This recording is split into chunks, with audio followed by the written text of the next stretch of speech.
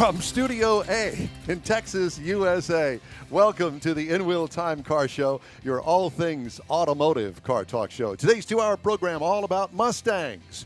From the factory guy to collectors to enthusiasts, we got it all. We also have new vehicle reviews of the GMC Sierra pickup and the Ram 1500. We'll also have our weekly Ram Tracks and Jeep Trails features, this week's automotive news, the Mystery Garage, and Conrad's Car Clinic. Those features and more just ahead on another jam-packed 2-hour edition of the In Wheel Time Car Show for Saturday, July the 11th, 2020. Howdy, along with Mike out of this world Mars down there and King Conrad DeLong right over here. I'm Don Armstrong. We're so glad that you could join us today. And we're going to, as I mentioned, we're going to talk about Mustangs. Mustang Mania today. Yeah, it is. Yeah. You know, and I just want to say this right up front that I was the Chevy guy. And I guess the reason being is because Dad had Buicks, so we were GM. You know, there's the Ford people over there. Dated a girl, her whole family, they had nothing but Fords. Here's the Armstrong family over here, all GM. And then me, gravitated toward the Chevrolet side of things, worked for a Chevrolet dealer. But, you know, I had some very good friends of mine that were Mustang guys. Oh, yeah. And when the 67, 64 and a half Mustang came out, it was all that. And there was no denying it. We didn't have a Camaro back then. Nope. And so it was all about Mustang. I saw the Mustang at the World's Fair in 1964. And actually, my brother had a 64 Mustang. It was a 6-cylinder. That's okay. But it was a Mustang. I had an uncle, graduated out of college. That was the first car he bought, a 64 and a half Mustang convertible. When the convertibles dropped, he went down and got one. Yeah. So, I mean, that's my kind of history when it comes to Mustangs. So you had a relative, my brother being, obviously a relative of mine, he had a Mustang. You got any Mustang connections? Well, yeah, my best friend when I went through college had a Mustang. He had a 66 notchback Mustang. And when I was in high school, of all things, and this was like 74, one of my friends had a Boss 429. Really? And wrapped it around a tree. And I actually owned 2 Mustangs in my lifetime. One was a 66 289 4-speed that I Beat up. I beat up hard. My guess is you probably beat it really hard. I tell you what. The on-ramp acceleration test. I was single, had a hot date with a blonde that night, and I was coming down the main drag on the Showing way to off. her house, showing off. And the high school star football quarterback turned in front of me in his graduation present. Neither one of us And you had T-boned anything him. after I T-boned him hard. So this is pre-Becky? Oh, absolutely. Okay. This is still high school. Okay. Becky wasn't even born yet. I wouldn't go quite that far, but I'm sure she would agree with you at this point. And Don dated Mustang Sally. Thank you, Jeff Zekin, for that. So let's get right to our Mustang Mania, shall we? And right out of the box, we're going to talk to Bill Wageneck, who is actually an acquaintance of Mr. Mars. We're going to get into that as well. Bill, good morning, and thanks so much for joining us today. We really appreciate it. Good morning, guys. Glad to be here. Yeah, well, thanks so much. And, Bill, we understand that not only are you a Mustang guy, but you're a car collector, and within your collection of cars, you own a very special Mustang that, oddly enough, is a connection to Mike Mars, and that's how we got back to you. And I understand from an earlier conversation that you have not seen Mike Mars in how many years? 46 years. Well, it's Been just a little while. It's just as well. That's all I can say. But part of your collection is a Mustang. But let's talk about car collecting to start off with. And the fact that you have a Mustang in the collection, I think is kind of unique because it's your only Mustang in the collection. Am I correct? It's my only Mustang that I currently own. I've had some Mustangs in my collection over the years, boss cars and GT500, GT350, and then when my son was in high school, much to the chagrin of all the parents in Plano, I bought him a 95 5-liter, 5-speed, and they all told me that my son was going to kill all the kids, including himself in Plano. And I said, no, that isn't going to happen. I know my son, he loves cars. He collected cars with me all the years, that since he was just a kid. And I understand that your son is involved in this little telecast that you're joining us with right now, as a matter of fact. Yeah, he's a businessman. He's actually a banker. His wife's a business person, but they both I'm in their study, and they set me up, and they're in charge of IT. Although he did shut the door, so if something happens, I'll have to go get him. But Okay. Well, all the videos that I've got later and pics and all that kind of stuff, that's because of both my daughter-in-law and my son, thank God. so let's talk about the collection first of all. So give us an idea of you and your automotive background. What's in the collection currently? Currently, as far as Mustangs, is just the one that we'll talk about later. And, Right. Can I talk about for a minute? I want to back up, if you allow me to, and tell you why I became a car collector. Please do. Yes, we'd love to hear that. I grew up in Richland Hills, Texas. I don't know if you all have a clue where Richland Hills is, but it's outside of Fort Worth, and real close to where Green Valley Raceway was. We remember Green Valley Raceway. Yes. I got a lot of buddies that raced out there. Yep. And anyway, so it was kind of, if you've seen the movie American Graffiti. Yeah. Oh, yeah. Well, I lived American Graffiti. I could have done that. I could have written that show. So you and George Lucas obviously knew each other in a past life. George Lucas should have conferred with me on that movie. But he didn't. So we had a little Dairy Queen there. It wasn't a Dairy Queen as far as corporate Dairy Queen. It was just a mom and pop shop. We all went round in circles, and there was 409 Chevrolets, and there was, some of the hot rod 3 windows, and buddy of mine became a AA fuel digger driver, Chip Woodall. He had a 40 Ford with a small block. Anyway, it's a lot of fast cars. And I drove a 52 Ford Council. Now, there isn't anybody on this program, probably anybody listening to the show, knows what a 52 Ford Council is. But it was a car that came out of, it was Ford made it for the Brits. And it was a four-banger 3-speed. Did have leather interior, so I was proud of that. Uptown. But anyway, so real quickly, so I went off to college, and I said, if I ever get out of college, all those cars that were in Richland Hills and all that were racing, all my buddies, I'm going to get me some of those. And that's what started me car collecting. Okay, so let's talk about what you got there today. Obviously, you've gone through several iterations of a car collection, so what do you currently have? Yeah, the only thing I've got left now, I have many, I think I was talking with Michael, I had a lot of vets over the years, which is another subject for another day based on your program. But all I've got now is a Shelby GT350, and then I've got a 75 Corvette, which I just resurrected all the, here, I got to show you this. Anyway, that car, bought it from A.J. Foyt. Oh, A.J. Foyt Chevrolet here in town on Post Oak.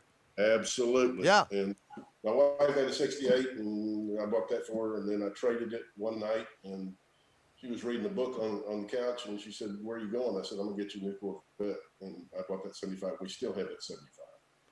Oh, my gosh. It's an original owner car.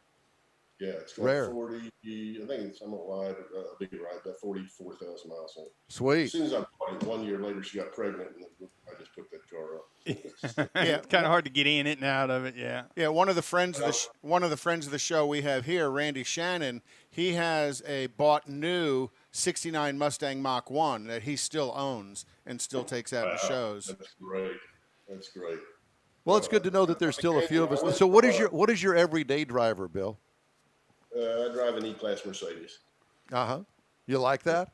Oh yeah, I love it. I've had a lot of Mercedes, I guess. I shouldn't put it that way, but I'm a diesel freak. So in the early days when you had diesel Mercedes, I bought them all. The old 300D.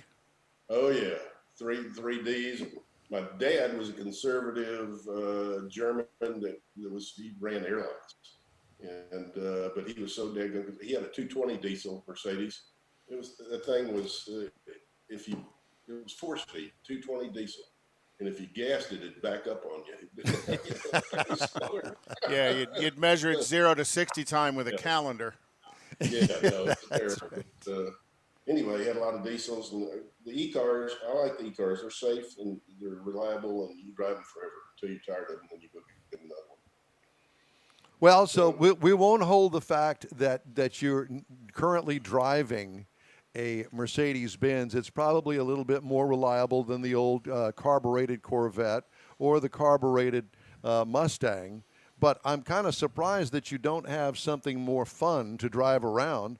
You know, they have these things called resto mods now where they put air conditioning in them, fuel injection in them, make them more reliable. You know, you could have one of those, Bill. We'll let you. For about 35 years, we've gone out to Barrett Jackson every year. We used to go when that was a small show.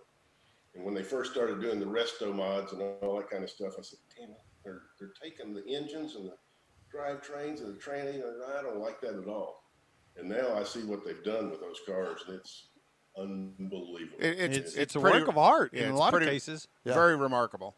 Yeah, Yeah, it's the best of the best. And I'm kind of with you on that. Conrad has convinced me that it's okay to take the carburetor off and put a fuel injection carburetor looking thing on top of it because nobody would be able to tell the difference. Okay, I'm good with that. But, you know, when it comes to the transmissions, the 327s, the 427s, I would really kind of like to have the original engine. There's something to the originality of a car. It's like your GT350. I would think it would be a crime to resto mod a car like that because there is a collectability, there's a provenance to that car, and pull the Ford powertrain out and stick a Chevy LS in. No. I think if you showed up at a Ford show, they would shame you with a car like that you'd modded.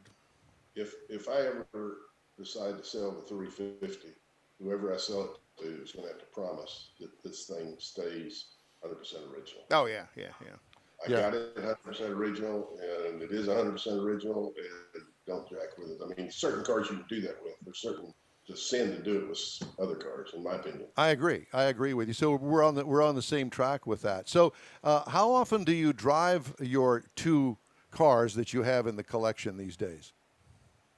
Well, it's kind of interesting. I've got a place in Houston, a condo off of Memorial, and the vet's down there, and then the Mustang's up here. Mustang I drive only on pretty days. It hasn't seen rain in 46 years, and it's not going to. Does it have air conditioning? No. Well, that's an interesting question. This car came without it. And when we get into the story about this car later, I guess that's what we're going to do. Yes. I'll tell you all about that. But during the process of over many, many, many years, I decided, daggone it, I live in Texas and it's hot. And so the guy that was helping me build the car, one of the guys, there was many guys out of Houston, special people. But anyway, I said, find me the original stuff for the dash and all that. I want this car air conditioned. Oh, wow. That had to be kind of hard to find all those pieces. We found a friend of mine, Johnny Keels, who owns Keels Automotive. He's gone now, but Johnny looked for 2 years, and he found it in the guy's attic. So all that's on the car, and it's got a modern day compressor. So do you take it out to some of the car meets up there as well? I really haven't. This car has been basically only a few of my friends. This is another story for another time, but only a few of my friends and my family, me and my son, although I'll show you some videos in a while that my son drove it the other day. It's kind of fun. But nobody's seen this car in years and years and years. It's SAAC, Shelby American Automobile. They didn't even know this car existed. I mean, they knew that it was built. It came out of the factory somewhere. Yeah, they knew it was built, but they didn't know if it was destroyed or what it was. When I finally got a hold of it, although there's some others that are like that, obviously. But nobody even know about this car for many, many years. Well, we're going to talk to you about the 67 Mustang, the Shelby GT350, at the bottom of the hour in about 15 minutes. So we invite you to stay with us.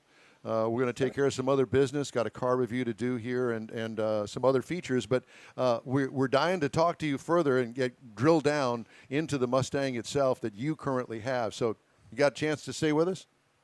Yes, sir. Thank you. Awesome. Thank you very much. We appreciate it. So Bill Wageneck is our guest, car collector, and part of the Mike Mars Mustang story, which is kind of scary because I did not know Mike even owned a Mustang, but he did. And it's funny because that Mustang has made it around the world, I think.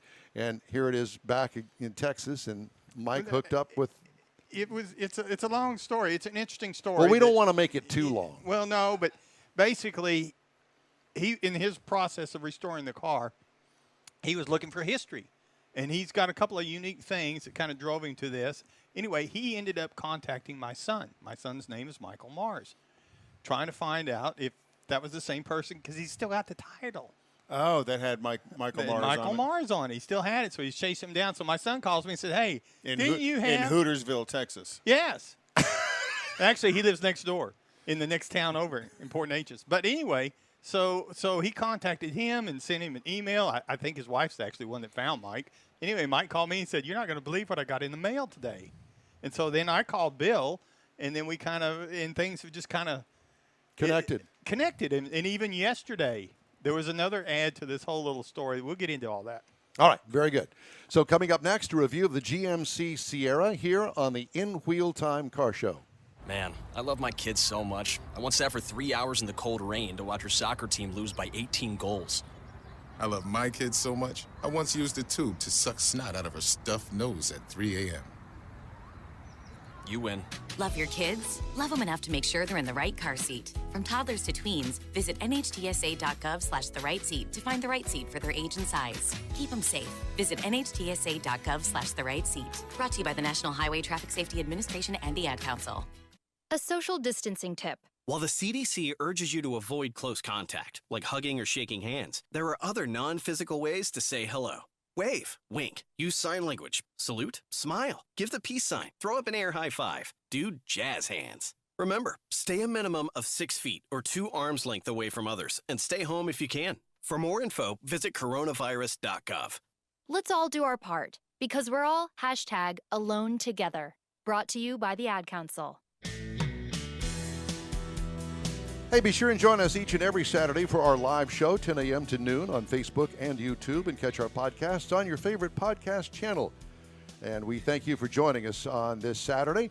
This is the 11th of July, 2020, and the Mustang Mania show. Time now for this hour's car review, and I had a chance to drive the 2020 GMC Sierra. It comes in these trim levels. It starts off with the base. It's called that, base. SLE, Elevation, SLT, AT4, and the top of the line Denali. Denali seems to be a very popular trim level. Well, that has become a brand within GMC, which is their premier brand of everything, because I think every vehicle line they have has a Denali version. Well, that could very well be, but it is a trim level. This is still the GMC Sierra Denali. Right. Yep. Yeah, okay. Just want to make sure that everybody understands that. So the reviewed trim level was the four-wheel drive crew cab Denali. That was loaded up. What size or class? It is the standard pickup truck, a half-ton. Seats 5 passengers in this particular one. Exterior changes from last model year? None. Features. 6-way multi-pro tailgate. That's what they call it. That's that thing that you see advertised. It is the bomb, and it is only available on the upper trim levels of the GMC Sierra. Correct. It's not available on the sister Chevrolet version. That's correct. Now, this particular truck had the Carbon Pro bed. Trying to take some weight out of the vehicle, I'm sure. Yep. It's another option. It's an expensive option, but I think what they're trying to do is compete with the all-aluminum Ford. And it's carbon fiber. Well, there's the uniqueness of it being carbon fiber, and then there's the benefit of it being lighter weight. Right. It has a big, huge GMC grill. If you could get the grill any bigger, it would encompass the headlights, the parking lights. It would encompass the entire front end. Well, it's as close to that as you can get. But it's got a truck look to it. It's that blunt nose. Yeah. It's almost 18-wheeler look to it. It's so big. The other fact is it's a mostly Chevy. It shares the same body panels and basically the interior as the Chevrolet. The only thing is that it's got GMC badges all over. Well, and the front end's unique to GMC, and then there's some features that are unique to GMC. It does have the integrated footholds in the rear bumper, which I think they have some exclusive right to that. Why wouldn't everybody have that? It was an old Avalanche deal. And the Avalanche, it came out with that, and it's kind of, and then they dropped it, and it's kind of like the same thing. It's the simplicity. Why didn't everybody else have right. it? But nobody wants to copy. If you look, they don't want to copy each other. Even if it's a good idea, They don't want to do the same thing You know, somebody else did. Ford has that pull-out But they all step copy thing each other. to a Well, degree. but they don't want it to look like they copied each other. Whatever. Interior highlights, dual passenger side glove boxes, one above, one below. Same dash as Chevrolet, different badging again. Extra large center console, thick leather seating surfaces. I mean, it's football thick. You know what I'm saying? It's not some little well, dainty that's thing. trying to give you some durability because they know people are going to be a little rougher It with is, it. yeah, it's a truck. Cargo trunk room, it has 3 different bed lengths that are available depending on the cab that you get. What I liked, the upscale interior, the passive phone charger, and the Berber floor mats. Remember Berber? That's right.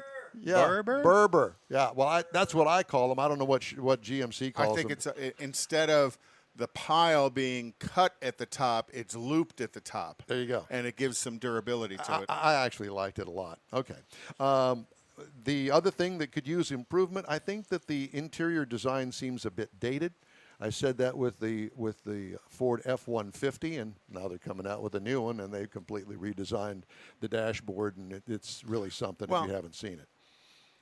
And over time, each brand has tried to elevate their interior, and some are always a step behind, and then they step ahead, and then they step behind. Yeah, so they're all worrying about it. This particular one had a 6.2-liter V8 gasoline engine with 420 horsepower, 460 pound-feet of torque on a 10-speed automatic transmission. Tow rating, depending on what cab, what bed, all of that, it'll tow up to 12,000 pounds. It will haul up to 2,140 pounds. I don't know where they come up with a half ton. That's a ton. Yeah. How did you like the 10-speed? Was it busy? Say again? How did you like the 10-speed? Was it busy shifting? No.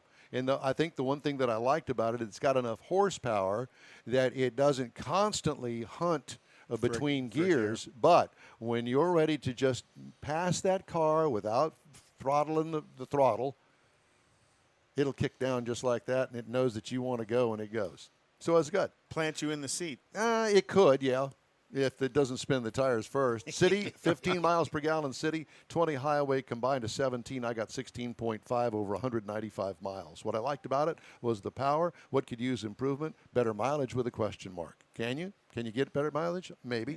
I don't know about that big V8, though.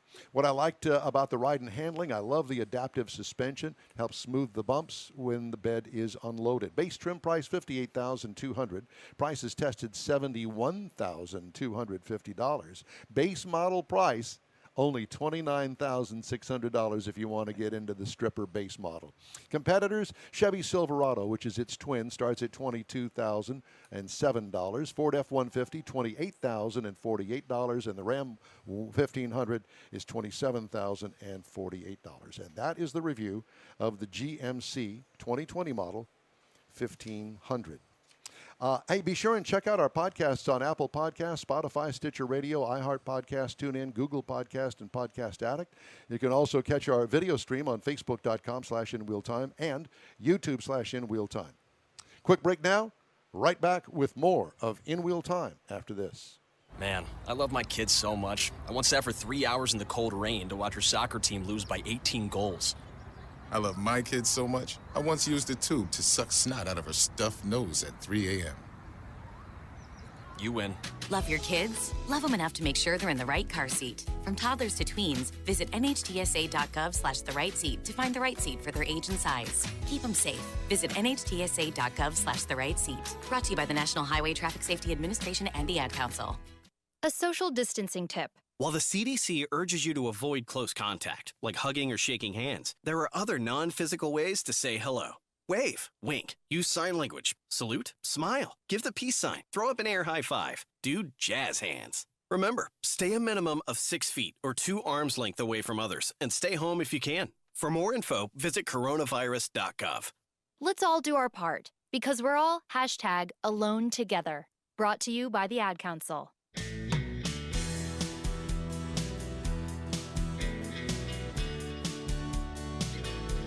If you're thinking to yourself, wait a minute, didn't I just hear that? Yes, No, you did. no, you didn't. No, you didn't. Your Are you going crazy? imagination. Absolutely, and welcome to my world. Deja vu. All over again. Prevagen. Prevagen. My memory's so good, I hear it twice. Wait a minute. Did I forget to take that this morning? I can't remember. Welcome back to the In Wheel Time Car Show. Conrad's got the car calendar and the racing calendar. What a messed up, jacked up season it's been. Well, let's start with the car calendar. All right, let's do that. Because there's still stuff going on, Really? even though we're kind of locking down, not locking down, but slowing down again. We here may in be Texas. locking down before too long. Again. So on the calendar, let's look at stuff that's a couple of weeks out. So July 25th from 3 p.m. to 9 p.m., Tice Motorsports is going to have their Twilight Show, and that's hosted by Kerry Kirkley and Showplace Classics, and that is at 9606 Kirkton Drive in Houston, Texas. Social distancing in place. Yes, masks required. On Saturday, July 25th as well, starting at 4 p.m. is the Galveston Cherry Hill Cruise, and they are going to meet up at the Buc-ee's in Katy at 4 p.m. They're going to roll out at 5 p.m. and stop at the Buc-ee's in Texas City at 6 p.m.